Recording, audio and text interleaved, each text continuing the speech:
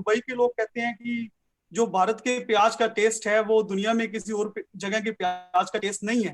भाई दुबई ने इस साल 50,000 मीट्रिक टन राइस की डिमांड की, ऑर्गेनिक राइस की। अच्छा जी। और उसकी लेटर मेरे को एक ग्रुप में भेजी गई। बहुत हाँ जी, बहुत लोग लगे हुए हैं। हाँ जी। मेरे को आईआईटी के स्टूडेंट से फोन आते हैं, अच्छा जी। सर हमें सोना मोती का गेहूं चाहिए।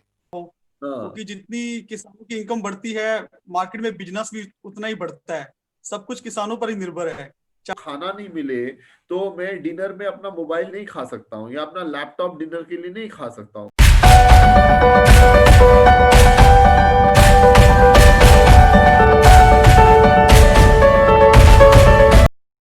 हाँ जी। मंडीकरण बढ़िया है पंजाब में। हाँ जी। उनकी फसल बिक जाती है जैसे मंडी में आती है। हाँ जी। हाँ जी। और बढ़िया दाम पे बिकती है। हाँ जी। हाँ जी। हाँ जी। पंजाब में अब धान जो परमल है वो भी लग रहा है, हाँ जी। 11-21 भी लग रहा है। और तकरीबन मेरा कहना है अभी 60,000 के करीब उसकी धान की फसल हो जाती है। अच्छा जी। और जो गेहूं है वो 40,000 के करीब हो जाता है। हाँ जी। हाँ जी। जिसमें हम देखें जो नेचुरल फार्मिंग करते हैं उनकी इससे भी बढ़ जाती है। ओह अच्छा जी। क्योंकि उनका खर्चा बहुत कम है नेचुरल फार्मिंग वालों का। हाँ जी। हाँ जी। जो केमिकल वाले करते हैं उनके खर्चे भी हैं, वो पेस्टिसाइड भी यूज करते हैं, फर्टिलाइजर भी यूज करते हैं। हाँ जी। हाँ जी। और वो अपनी इनकम बढ़ाने के लिए फर्टिलाइजर बहुत ज्यादा यूज करते हैं भी, इससे हमारी यील्ड बढ़ेगी। हाँ जी। और पंजाब में तो जो 10 एकड़ वाला किसान है हाँ जी। उनके पास बढ़िया कोठी है, हाँ। बढ़िया गाड़ी है हाँ। और बिल्कुल बिल्कुल बढ़िया है, खुश है वो। अच्छी बात है जी, बहुत। हाँ। और जो दूसरे छोटे जो किसान है हमारे यहाँ पे, हाँ जी। वो सब्जियां उगाते हैं। हाँ जी। लास्ट ईयर हमारे यहाँ एक किसान ने 2 कनाल में, हाँ जी। जो एकड़ का 1/4 हुआ, करेक्ट। उसमें शलगम लगाया। हाँ जी। और उसका शलगम 52,000 रुपए का हुआ, 52,000 का शलगम। माय गॉड, वेरी और नाइस। और जो सब्जी की खेती करते हैं वो ऐसे ही पैसा कमाते हैं। बहुत बढ़िया। 5-5 एकड़ वालों के पास गाड़ियां हैं अभी। क्या बात है जी। लेकिन मेहनत करनी पड़ती है, सारा दिन खेत में रहना पड़ता है। बिल्कुल जी, बिल्कुल, उसमें कोई दो राय नहीं है। हम्म, दो राय नहीं है। बाकी तो मेरा जो अनुभव रहा है, मैं तो समझता हूँ कि क्वालिटी ऑफ लाइफ आज भी गांव में शहर से कहीं बेटर है। बिल्कुल। गांव वालों के घर बड़े होते हैं, उनके हम्म, पास सबसे ज्यादा बड़ी बात, उनके पास समय हम लोग से ज्यादा होता है। हम्म, देयर इनफ टाइम, आप जाओगे तो आदमी सामने मिलेगा, बात करेगा, बिठाएगा, खिलाएगा, पिलाएगा। फिर मानव मूल्य तो होते ही होते हैं। हमारे गांव में आज भी ये हमारे जो भी ऋषि मुनियों की कृपा है कि आज भी गांव में मानव मूल्य है लोगों के अंदर में। तो ये बहुत सारी ऐसी पॉजिटिव बातें हैं। तो मेरा उद्देश्य ये प्रोग्राम का यही था कि जो आज देश में थोड़ा फार्मिंग के ऊपर या फार्मर्स के ऊपर थोड़ा सा टेंशन गया है, तो थोड़ा रियल इश्यूज पे भी जाए। और देखते हैं कि एक बड़े शहर में देखते हैं एक सड़क है, फिर एक अंडरपास है, फिर एक ओवर ब्रिज है, फिर एक मेट्रो है, 4 स्तर पे सड़क है। तो अब तो खैर गाँव में भी अच्छी सड़कें हैं, पंजाब में तो खैर हमेशा से रही।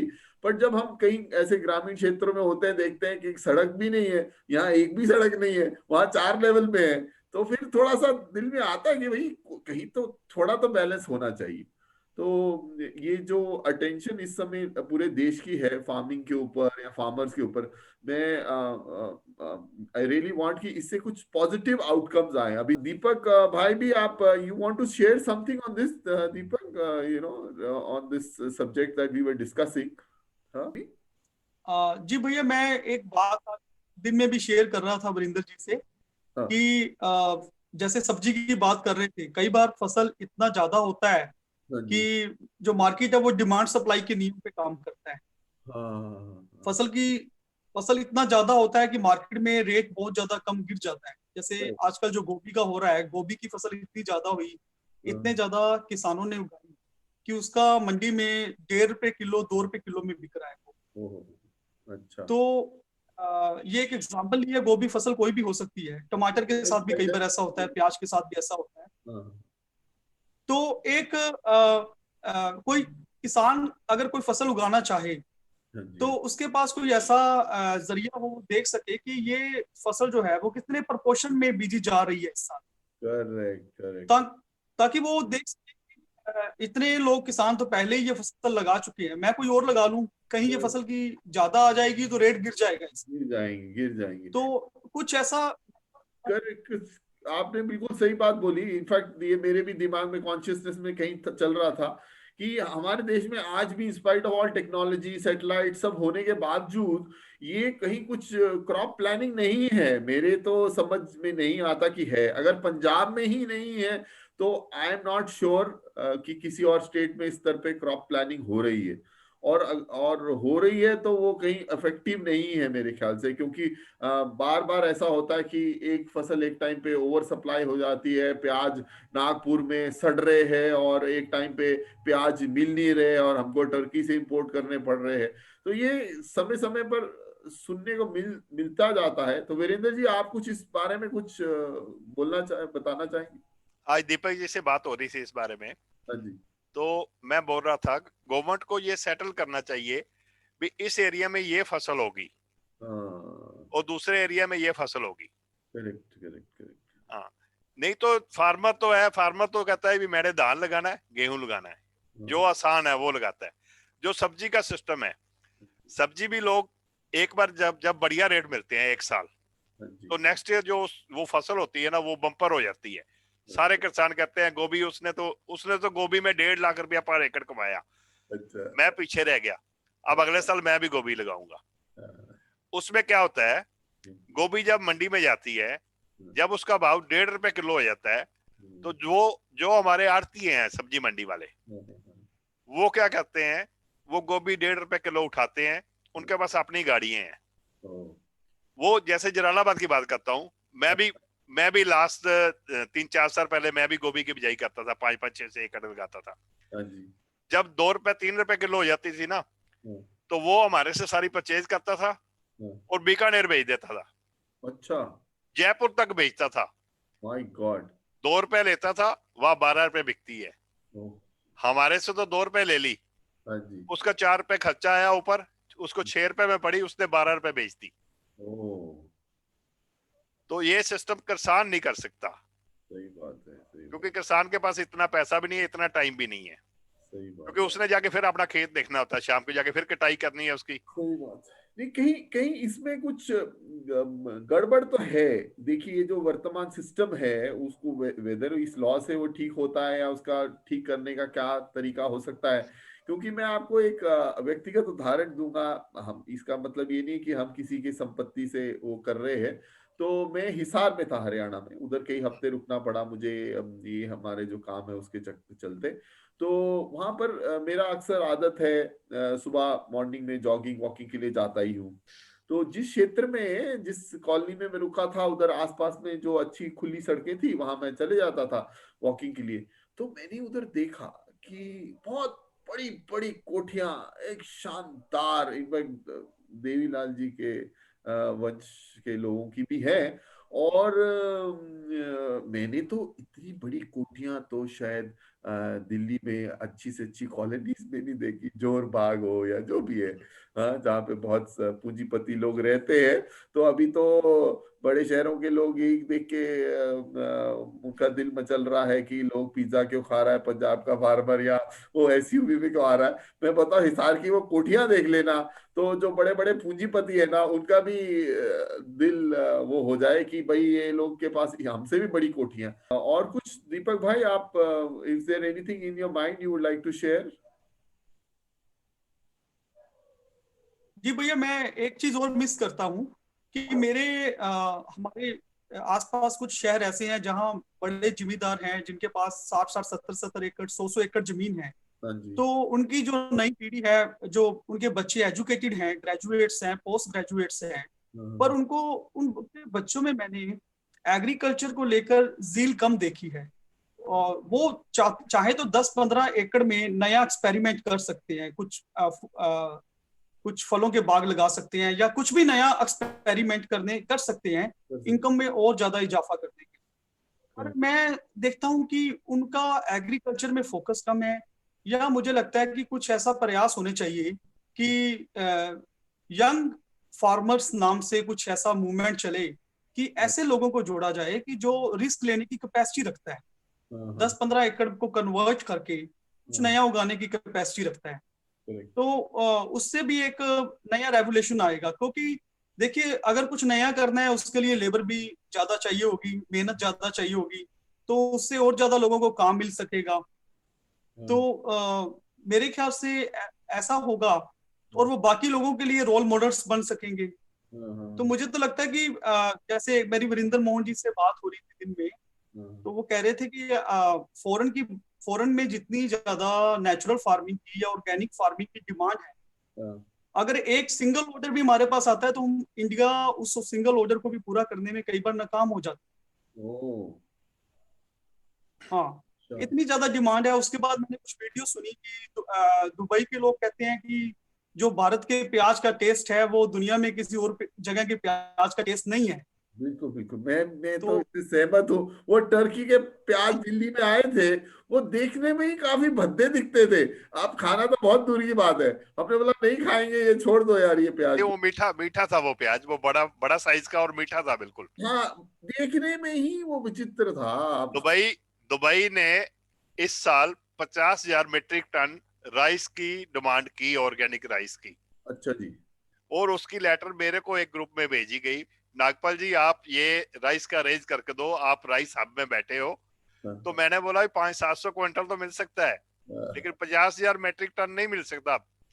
अभी 10 दिन पहले आई थी वो डिमांड। सोचिए, हाँ, ये हाल है और लोगों को मालूम ही नहीं है। लोगों को मालूम नहीं है, लोग सारे केमिकल खेती कर रहे हैं और हाँ, उसका उसका बढ़िया दाम मिल रहा है। जैसे पंजाब एग्री एक्सपोर्ट ने अब वो हमसे परचेज की, जब मार्केट में 2700 रुपये रेट था धान का, हाँ, 11-21 का, हाँ, उन्होंने हमसे 3500 रुपये परचेज की। ओ, वेरी गुड। और जो मांग रहे हैं दुबई वाले, जब ऐसे ऑर्डर लाने लगेंगे तो ये 4,000 से 5,000 रुपए पे धान बिकेगा। My God. हम्म, कुछ नहीं करना इसमें, इसमें हरी खाद तैयार करनी है, बस खेत में खाद डालने की जरूरत नहीं होती। हाँ जी, पहले हरी खाद तैयार करो, हाँ जी। खेत खाली होता है, गेहूं के बाद 3 महीने खेत खाली होता है। करेक्ट। 3 महीने में बढ़िया हरी खाद तैयार हो जाती है। हाँ जी, जुलाई में धान की बिजाई करो हाँ जी। और उसमें कोई यूरिया डालने की जरूरत नहीं है, वो हरी खाद यूरिया ही है। हाँ, हाँ, हाँ, हाँ, हाँ, हाँ, हाँ, हाँ, और वेस्ट डिकम्पोजर डालो, जीवामृत डालो, हम्म, जरूरत ही नहीं पड़ती। जो किसान पिछले 6-7 साल से ये खेती कर रहे हैं, नेचुरल फार्मिंग कर रहे हैं, हाँ जी। और उनकी जो यील्ड है वो केमिकल वालों से ज्यादा है। Definitely definitely. नेचुरल और ऑर्गेनिक में भी फर्क है। हाँ, हाँ, हाँ, हाँ, हाँ। फर्क। ऑर्गेनिक में वो मार्केट से लेकर डालते हैं कुछ ना कुछ। हाँ जी, हाँ जी, हाँ जी, हाँ जी। जो नेचुरल है वो तो गाय के गोबर से सारा गाय के ऊपर आधारित है। Correct correct correct correct correct. और जैसे ये केमिकल वाले भी हैं, हाँ जी, जो केमिकल है इसमें भी 2-3 तरह के केमिकल आते हैं। हाँ जी, पेस्टिसाइड जो यूज करते हैं, हाँ जी, एक रेड रेड जिसके ऊपर रेड निशान होता है, हाँ जी। वो ज्यादा खतरा होता है, उससे ज्यादा डेंजरस होता है। करेक्ट। ब्लू वाला उससे कम हो जाता है। हाँ जी, और जो ग्रीन वाले हैं, हाँ जी, ग्रीन वाला तो बढ़िया गिना जाता है। हाँ जी। अभी ग्रीन वाले के जो रेट है ना मार्केट में, वो 15 से 20 हजार रुपए लीटर के ऊपर होता है। अच्छा। लेकिन उसकी जो डोज है हाँ। वो 25 ml होती है पर एकड़। ओ। जब किसान जाता है ना मार्केट में लेने, हाँ।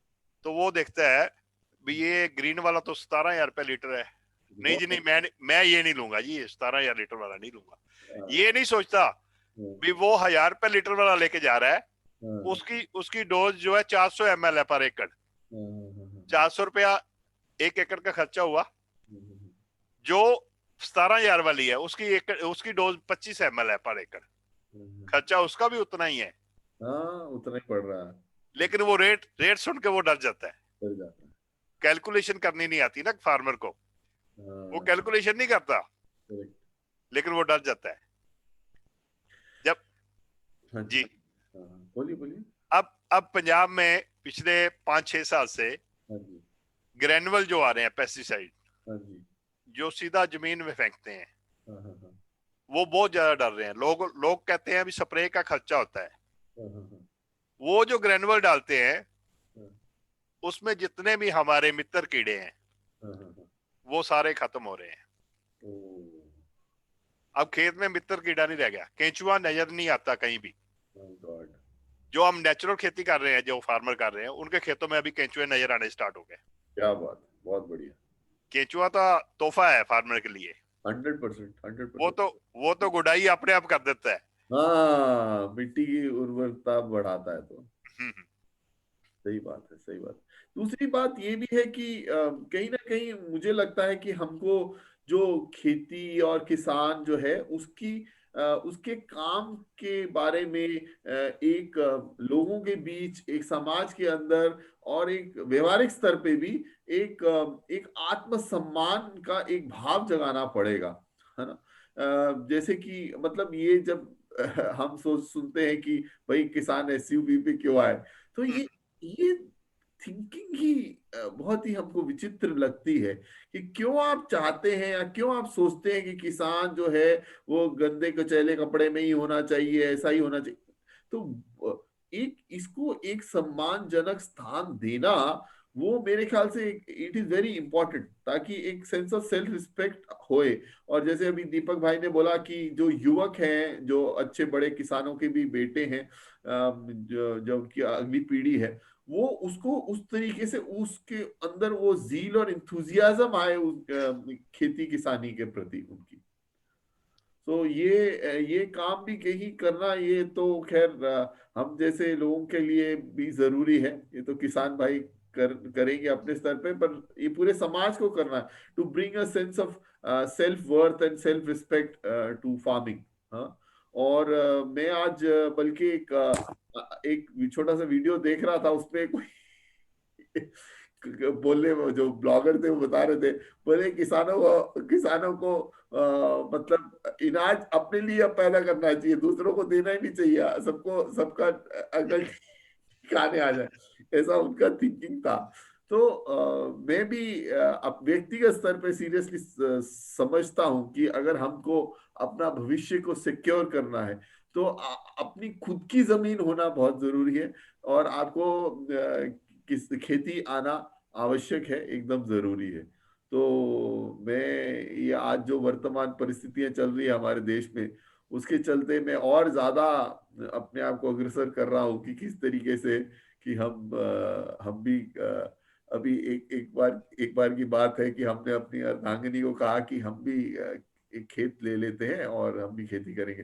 तो बोलते आपको खेती करना आता है क्या? आप खेती कहाँ करेंगे? सो ऐसा एक माइंड ब्लॉक बन जाता है। तो उसमें कोई ऐसा रॉकेट साइंस नहीं है, पर मेरा भी खुद का पूरा मन है कि हम भी खेती करें। तो बहुत हाँ जी, बोलिए। बहुत लोग लगे हुए हैं। हाँ जी। मेरे को आईआईटी के स्टूडेंट से फोन आते हैं, अच्छा जी। सर हमें सोना मोती का गेहूं चाहिए और अच्छा। हमें नॉलेज भी चाहिए, क्यों नहीं। आप हमें गाइड करो। दिल्ली में ऐसे लोग हैं जो आईआईटी के स्टूडेंट हैं, फॉरेन से पढ़ के आए हैं हाँ जी। और वो खेती कर रहे हैं। हाँ हाँ हाँ हाँ हाँ हाँ। सही सही। एक एक लड़का है अपना लखनऊ से, अच्छा जी। आईआईटी कर रहा है ओ, और वो भी गांव में जाके खेती कर रहा है। क्या बात है, बहुत बढ़िया। वो भी मेरे से सोना मोती का सीड उसने मंगवाया और मेरे से फोन में बात करता रहता है। तन्मय उसका नाम है। अच्छा। वो मेरे से बात करता रहता है, ओ, नागपाल जी हमने ऐसे लगा दी ऐसे लगा दी, अब आप बताओ क्या करना है क्या डालना है। ऐसे ही गुड़गांव में है, अच्छा। वो भी लोग लगे हुए हैं। क्या बात और जो पंजाब की दीपक जी बात करते हैं ना, है। हाँ उसके लिए हमें कुछ अपने जो बुजुर्ग हैं हाँ उनको जाके समझाना पड़ेगा, बच्चों को आगे लगाओ। क्योंकि हाँ जो बुजुर्ग है ना, हाँ। वो उनके लिए तो बच्चे हैं, चाहे 40 साल का हो जाए वो तो बच्चा है जी। बच्चा है। जो सही। किसान है ना, वो ये कहेगा भी मेरे को ये आता है, इसको नहीं पता कुछ भी, इसको तो हाँ समझाना पड़ेगा। हाँ हाँ हाँ मेरे पेरेंट्स भी ऐसे, हाँ जी। वो अभी भी मेरे को गाइड करते रहते हैं। हाँ हाँ। वो जलालाबाद में नहीं होंगे, यहाँ पे नहीं होंगे ना, मेरे को फोन करके पूछेंगे उस खेत में वो लगाया था क्या हुआ उसको, अच्छा। उसको देख के आ, उसको हाँ चेक कर, उसमें हाँ पानी लगाना देगा, ये करना है। वो अभी फोन पे मेरे को बताते रहेंगे, हाँ क्योंकि उनको पेरेंट्स को टेंशन होती है। हाँ जी, हाँ जी। और इसके लिए ना पेरेंट्स को थोड़ा सा अवेयर करना पड़ेगा, बच्चों को आगे लाओ। हाँ लेकिन जो आजकल की जो पीढ़ी है वो बर्दाश्त भी नहीं करती ना, पेरेंट्स हाँ कुछ कह दें हाँ तो बच्चे हाइपर हो जाते हैं बहुत जल्दी, सुनते नहीं है ना पेरेंट्स की। हाँ हाँ, ये थोड़ी सी प्रॉब्लम आ गई है, जो जनरेशन गैप है ना, हाँ जी, हाँ जी। ये तो है। हाँ, जरूर जरूर जरूर। उसमें उसमें दीपक भाई जैसे लोग उसमें मदद करेंगे, जनरेशन गैप कम करने के लिए कोर्सेज कराएंगे उन लोगों बिल्कुल को। बिल्कुल। योग ध्यान के माध्यम से लोगों के अंदर वो उग्र भाव जो है उसको कम करेंगे। तो कि आ, हमारा जो एग्रीकल्चर है उसको एक अटेंशन की बहुत आवश्यकता है, इस वक्त पे बहुत आवश्यकता है। वो ये जो आज फार्मर्स एजिटेशन है, ये खाली सरफेस ऑफ द प्रॉब्लम है, ये रूट ऑफ द प्रॉब्लम नहीं है। तो मेरे ख्याल से ये अवेयरनेस लोगों के अंदर कैसे जाए कि लोग आप जैसे लोगों को मोटिवेट करें, और इसीलिए हमने ये प्रोग्राम भी रखा ताकि लोगों को पता लगे कि नेचुरल फार्मिंग करके हम अपनी कॉस्ट कम कर सकते हैं, इनकम इनकम बढ़ा बढ़ा सकते सकते हैं। हैं, और उसको एक सस्टेनेबल मॉडल बना सकते हैं। बिल्कुल। और कुछ दीपक भाई, there is anything else you have in mind? हाँ भैया बिल्कुल, मैं लास्ट में यही कहना चाहूंगा कि हमें भी बहुत खुशी होगी अगर किसानों की इनकम में और ज्यादा इजाफा हो, हाँ, क्योंकि जितनी किसानों की इनकम बढ़ती है मार्केट में बिजनेस भी उतना ही बढ़ता है। सब कुछ किसानों पर ही निर्भर है, चाहे सिनेमा है चाहे शॉपिंग मॉल्स हैं, हाँ, तो सबकी जेब में पैसा अल्टीमेटली किसानों की जेब से होकर ही जाता है। करेक्ट। क्योंकि किसान खर्च करता है, फसल बेचता है, मार्केट में आता है, खरीदता है। तो मैं कहूंगा कि हमारी अर्थव्यवस्था की जो रीढ़ की हड्डी है वो हमारा किसान है, हमारा एग्रीकल्चर है। करेक्ट। एक बड़ी संख्या में देश के लोग एग्रीकल्चर से जुड़े हुए हैं। तो पीछे जैसे कोई इनके लिए किसानों के लिए जैसे फसल बीमा योजना मुझे कुछ ठीक लगी। उनकी जो नेचुरल कलामिटीज जो होती थी उसमें उनको एक प्रोटेक्शन काइंड ऑफ मिला, वो मुझे कुछ ठीक लगा। लेकिन अभी भी बहुत कुछ होना बाकी है। जैसे मेरा मानना ऐसा है कि किसानों के लिए उनकी जैसे वेजिटेबल्स या फ्रूट्स के ट्रांसपोर्टेशन के लिए हाँ जी। कुछ स्पेशल ट्रेन्स करके जो है वो ज्यादा गिनती में चले, किसान स्पेशल ट्रेन्स चले। उनका जो उनके पास हो कि ऐसा नेटवर्क हो कि जहां पर वो किसी और मंडी में अपना ऑनलाइन रेट चेक कर सके, मेरा वहां पर ज्यादा महंगे में बिक रहा है, तो वो अपना ट्रेन में सामान जो है वो ट्रांसपोर्ट करके उनके उन तक पहुंचा सके और अपना एक पेमेंट जो है वो ट्रांसपेरेंसी के साथ ले सके। करेक्ट। तो ऐसा हाईफाई एक अच्छा नेटवर्क, एक अच्छी connectivity in terms of training, in terms of knowledge. और मैंने एक चीज और भी पढ़ी है कि जो चाइना के साथ इंडिया का अगर एग्रीकल्चर कंपेयर किया जाए, तो चाइना रिसर्च के ऊपर बहुत ज्यादा पैसा खर्च करता है। राइट।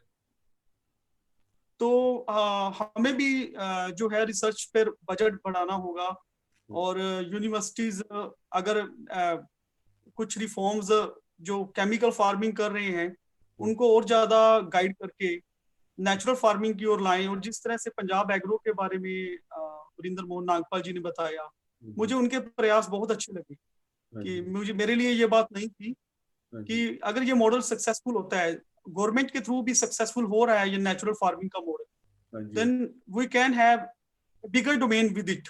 एक राष्ट्रीय स्तर पर भी ऐसा कोई मॉडल डेवलप किया जा सकता है इससे। Absolutely absolutely absolutely. और मुझे लगता है कि ये सब चीजों के ऊपर एक सेंस ऑफ अर्जेंसी से, एक सेंस ऑफ प्रायोरिटी से काम करना बहुत आवश्यक है, with a sincere heart and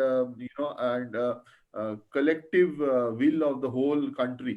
uh, तभी मैं तो ये मानता हूं कि आज का पीढ़ी शायद नहीं जान रही, अगर हमको खाना नहीं मिले तो मैं डिनर में अपना मोबाइल नहीं खा सकता हूँ, या अपना लैपटॉप डिनर के लिए नहीं खा सकता हूँ। खाने के टाइम मुझे खाना ही चाहिए।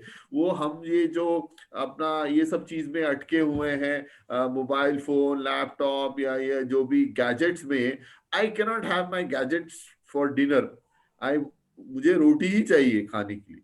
तो ये जो प्रायोरिटीज मिसप्लेस कहीं हो गई है, वो उसको रेक्टिफाई करने का शायद ये सब सृष्टि कर रही है। अभी उसका क्या परिणाम निकलेगा, किस तरीके से निकलेगा, वो तो हम सबको देखना बाकी है। हाँ। तो वीरेंद्र जी, आपसे इस ऑनलाइन भेंट करके बहुत अच्छा लगा। और मैं भी जब खेत खरीद लूंगा तो बिल्कुल बिल्कुल। मैं भी आपसे ही कंसल्टेशन लूंगा खेती कैसे करनी है। और मैं I all my support, all my good wishes are with you. And thank you जी। हमारा जलालाबाद आना हुआ, काफी जरूर देर से जरूर। नहीं आए हैं, तो आने से आपसे जरूर भेंट करेंगे। तो आपको बहुत बहुत शुक्रिया। थैंक यू जी। Thank you very much. And Deepak भाई, thanks for connecting me, and wish you all the best, and hope this country sees better times for the farmers and for agriculture and for all of us. हाँ? नमस्कार, जय हिंद, नमस्कार जी। नमस्कार। Thank you. सो आज हमने देखा कि there are successful ways of also doing agriculture. कैसे हम एक सकारात्मक एक दिशा हमारे देश को आज जरूरत है, हमारे किसानों को जरूरत है। और उसमें दी स्मॉल सक्सेसेस, ये छोटी छोटी जो सफलताएं हैं, ये भी हमारे लिए एक रोल मॉडल का काम कर सकते हैं। और मैं चाहूंगा आप लोग ये वीडियो को ज्यादा से ज्यादा शेयर करें। एक ऐसा जो माहौल बनते जा रहा है जहाँ पे the government on one side and the agitation on the other side, उसका आपस में एक जो जैसा एक माहौल बना है, उसमें एक एक एक नया कुछ लोगों को सुनने को मिले। So let's share this video and let people see another aspect, or talk about some of the core issues that affect our agriculture today. So I hope you like this video, and don't forget to like, share, comment, and subscribe, and press the notification bell. आप notification bell दबाना ना भूलें, ताकि हमारे सब video आप तक पहुंचते चले जाएं। It was nice to have you all. नमस्कार, जय हिंद, जय भारत।